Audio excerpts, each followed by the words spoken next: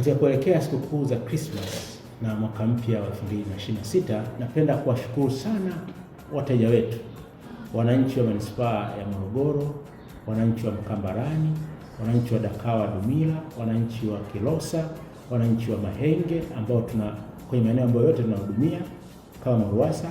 Napenda kuwashukuru kwa jinsi ambavyo wamekuwa pamoja na sisi katika kipindi chote ambacho tumekuwa pamoja nao katika mwaka huu wa 2025, pamoja na changamoto nyingi ambazo tumekuwa tukizipitia,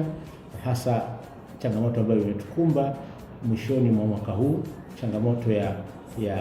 kuchelewa kwa mvua za vuli ambazo zilipelekea maeneo mengine kutopata huduma nzuri kama ambavyo walikuwa wamezoea na wametarajia. Tunaamini kwamba tumepita salama kwa pamoja, na tunaamini kwamba ushirikiano ambao mmeutoa katika mwaka 2025 mtaendelea kutoa mwaka ujao. Ni ombi yangu na rai yangu kwamba tuendelee kushirikiana hivyo kwenye mwaka 2026 kwa kuhakikisha kwamba tunatoa taarifa zote zinazohusiana na mivujo, taarifa zote zinazohusiana na kutopatikana kwa huduma kwa wakati, lakini pia mtoe taarifa ya mambo mbalimbali ambayo yatasaidia kwenye kuboresha huduma yetu katika eneo la huduma la RUWASA. Mwisho, kipekee kabisa, naomba kuwatakia heri ya Christmas